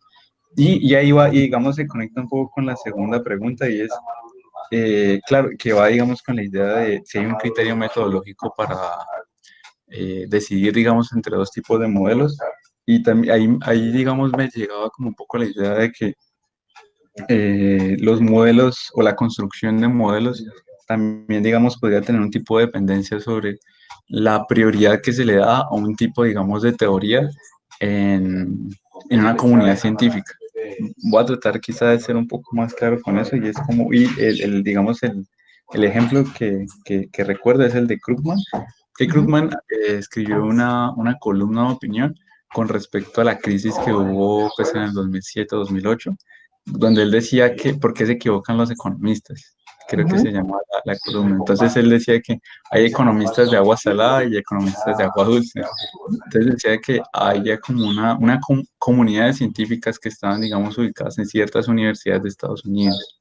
Entonces, claro, uno también podría pensar que esa construcción de cierto tipo de modelos o esa prioridad metodológica, pues está también dada como en esa prioridad teórica de las cosas que, digamos, que también son supuestos, digamos, o concepciones del mundo, digamos, o con respecto, digamos, a a aspectos, digamos, de política económica también. Decir, por ejemplo, que, bueno, que el papel del Estado tiene que ser el más pequeño posible y garantizar, digamos, el libre mercado, o que el mercado pues tiene los mejores resultados posibles, o por el contrario, que el Estado tiene que garantizar que no existan los fallos de mercado, que no haya monopolio. Entonces, claro, ahí pensaba que de pronto la prioridad de la teoría en los lugares, digamos, o centros de conocimiento, pues también va a determinar como esa prioridad o ese criterio metodológico de escogencia.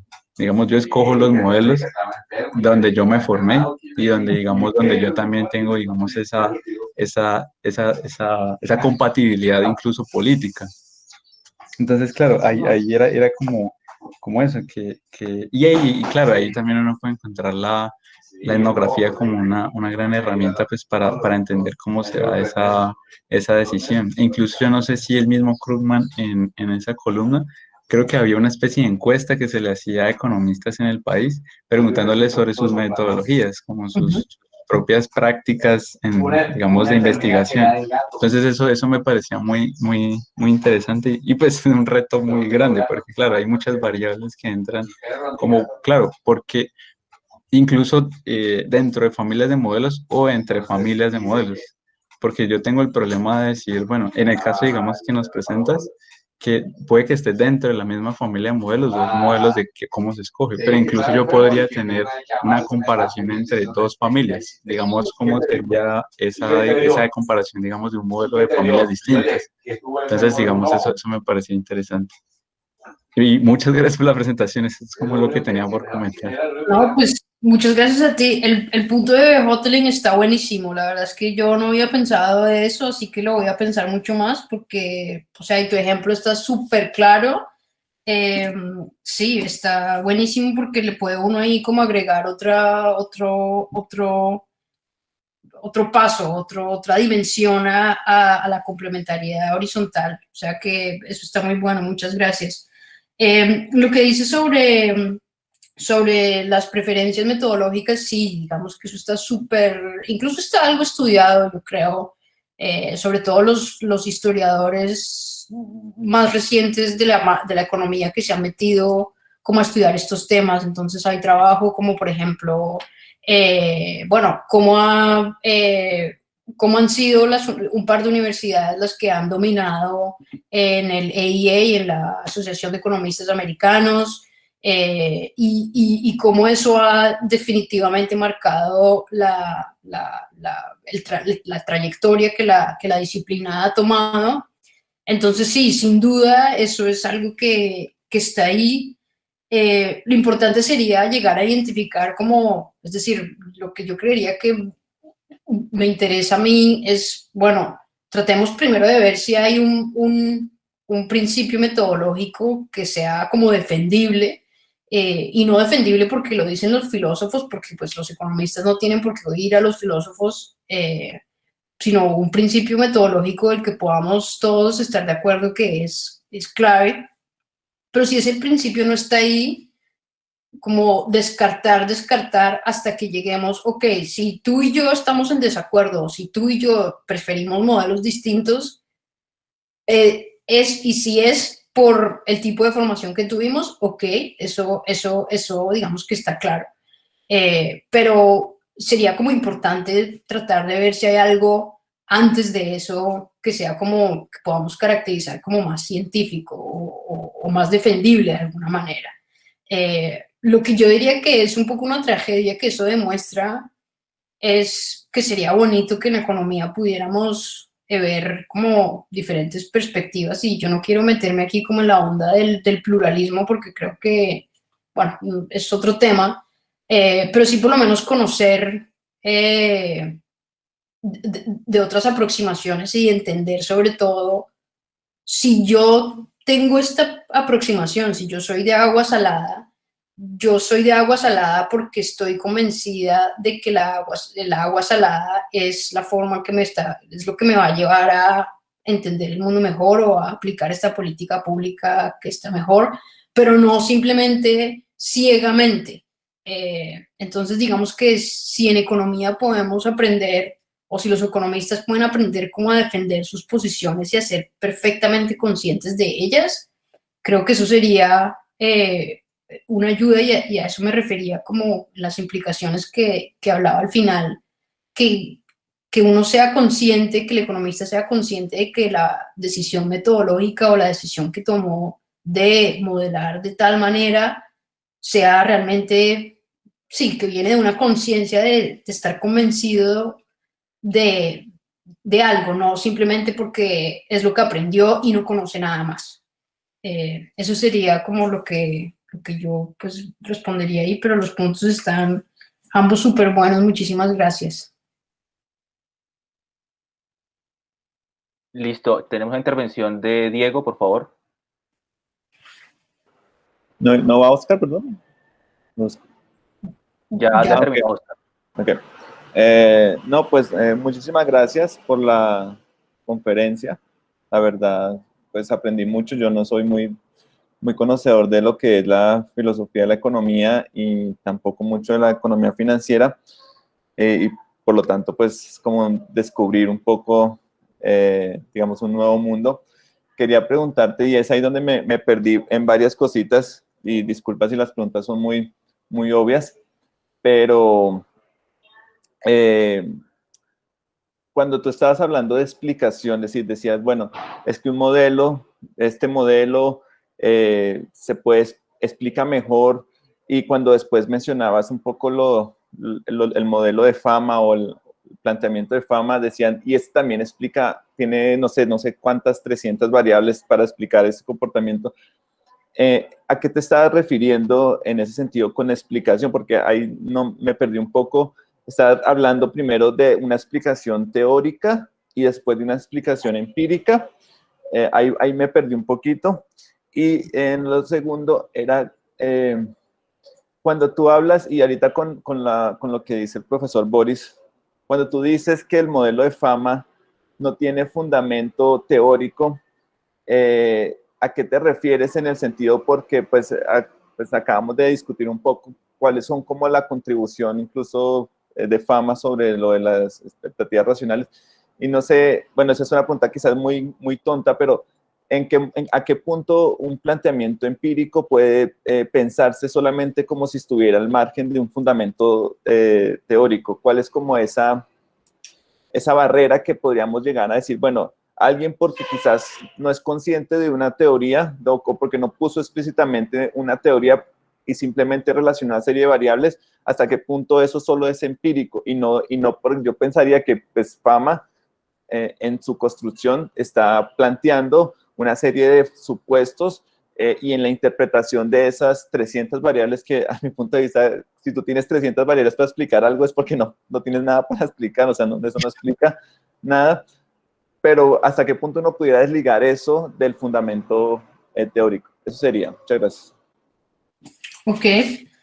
Sí, muchas gracias por estas preguntas.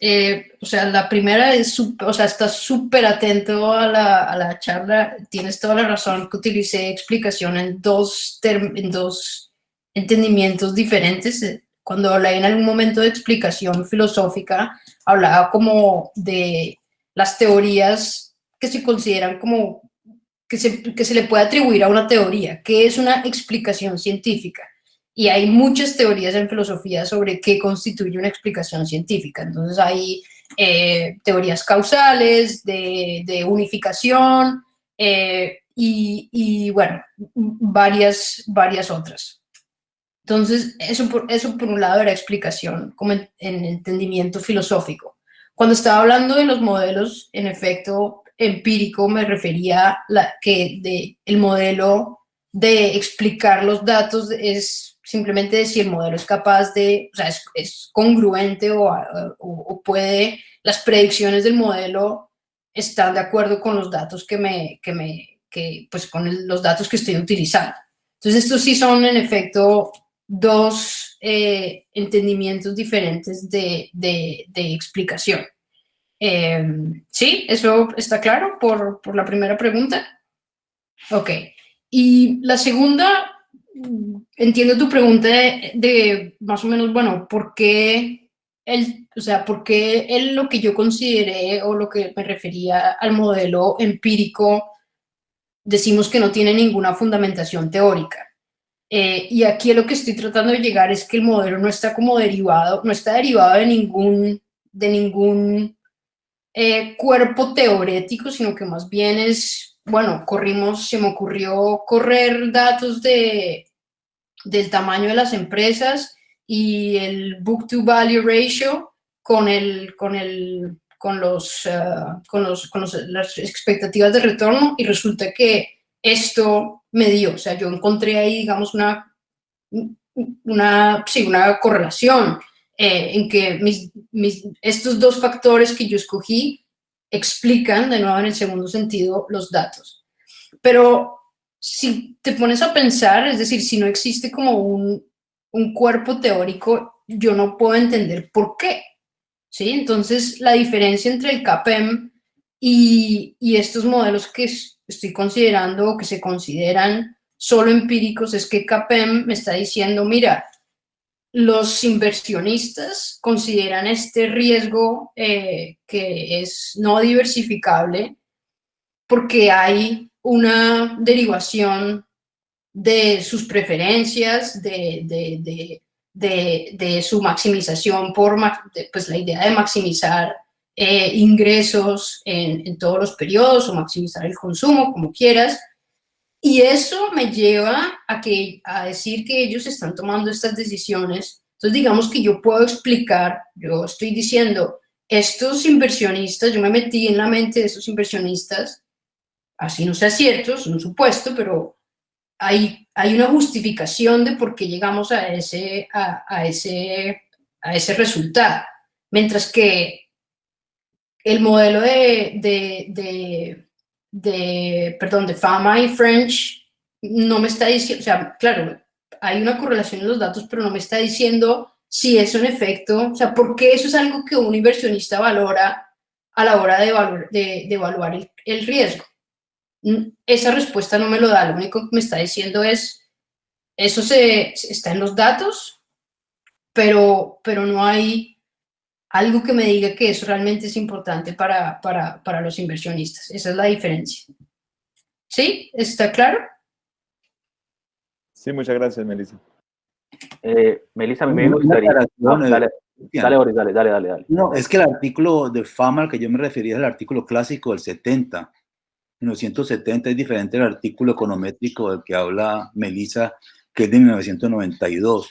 El clásico sí tiene un clarísimo fundamento teórico y tiene la hipótesis de los mercados eficientes y no tiene nada que ver con correlaciones puras, digamos. Es un artículo, por supuesto, Fama ha sido un economista, digamos, aplicado, empírico y tenía trabajo econométrico, pero el artículo del 70 es un artículo, digamos, que tiene fundamentos teóricos.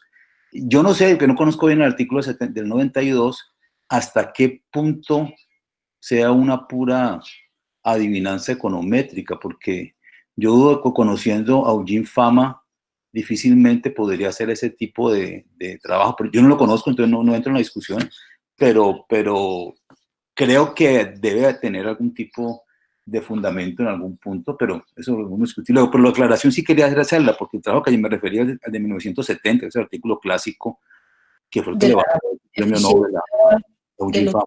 Sí. Melissa, pues creo que ya estamos como terminando. Quería hacerte una pregunta. No, pues como tú sabes, nosotros tenemos el privilegio de estar en una facultad donde compartimos economistas y sociólogos. Y entonces este es un tema que, como mencionaste, los sociólogos han avanzado más, está todo el trabajo de performatividad que han hecho los sociólogos. Entonces a mí me gustaría más invitarte a que si nos pudieras contar un poco cómo crees que ese trabajo que han hecho los sociólogos de performatividad y finanzas pudiera ser usado en estos trabajos históricos y filosóficos. Quizá podemos motivar a algunos estudiantes de sociología también a meterle, ¿no?, un poco el diente a estos trabajos y ver cómo sumamos desde nuestras diferencias y de nuestras diferentes perspectivas para, digamos, entender un poco mejor estos problemas que, como nos has mostrado, son fascinantes y hay muchas partes todavía por estudiar. Entonces, si nos cuentas un poco como para mostrar cuáles podrían ser las avenidas a recorrer en ese trabajo, digamos, de distintas perspectivas. Sí, gracias. Esa pregunta está muy buena. La verdad es que yo todavía, digamos que tengo tengo un poco de problemas con el asunto de la performatividad, porque por un lado puede parecer, o sea, es trivial, no sé si puede uno interpretarlo como trivial en el sentido en que sí,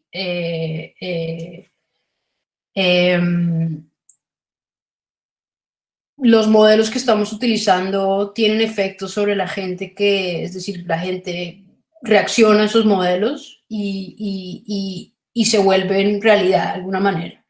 Eso es un poco como la tesis, un poco vaga.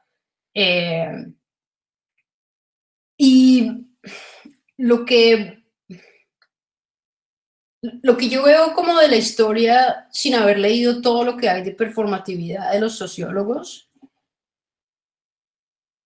es que de alguna manera es como un misterio. O sea, es...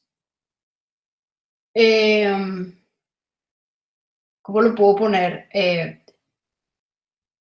De alguna manera, no sé si conoces el trabajo de Francesco Guala, que ha... Bueno, sí, claro, fue jurado de mi tesis, Francesco. Bueno, no Conozco bien. sabía. Bueno, pero no, el trabajo de Francesco sobre performatividad, o sea, él dice como al final, como miren, esto es simplemente una cuestión de equilibrio, o sea, resulta que para todo el mundo resulta más fácil porque se volvió una convención. Y yo creo que eso es realmente una muy buena explicación de por qué podemos decir que los mercados financieros, sí, porque en finanzas podemos decir que ciertas teorías funcionaron como un punto sí, de equilibrio donde todo el mundo le convino a referirse a las teorías para actuar. Yo creo que si uno es decir, ese trabajo de Francesco Guala, yo digo como sí, está clarísimo, él nos está diciendo exactamente qué fue lo que pasó o por qué, o sea, nos demuestra como ese mecanismo al que se llegó de por qué las teorías pueden considerarse performativas. Y en el momento en que uno lo explica de esa manera, como que se acaba el misterio, pienso yo, y digo como, bueno, ¿por qué botarle tanta corriente a este concepto si o es trivial o por el otro lado, digamos que ya nos explicaron que corresponde a ciertas, a que ha sido eficiente, a que se volvió una convención y funciona en algún momento en las finanzas. Entonces, digamos que, o sea, yo creo que los sociólogos sí cogieron algo interesante, pero me parece que hay un momento en que no entiendo por qué sigue habiendo un montón de literatura cuando yo siento que el fenómeno de alguna manera ya está explicado. Por otro lado, creo que eso hay que decirlo bueno, Francesco lo ha hecho, pero de pronto también metiéndole también como la historia, porque Francesco simplemente lo explica desde una perspectiva de teoría de juegos, digamos, o este es un equilibrio. Pero si uno le mete como la historia de, fíjense que este sí podía ser un equilibrio por estas y estas y estas razones, podría uno como complementar ese trabajo. Otra cosa que creo que hace la cuestión del diálogo ahí difícil es pues el lenguaje.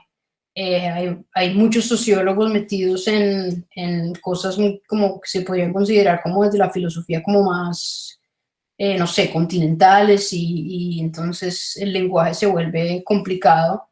Y digamos que yo ahí no me he metido, entonces no sabría decir cómo de qué están hablando.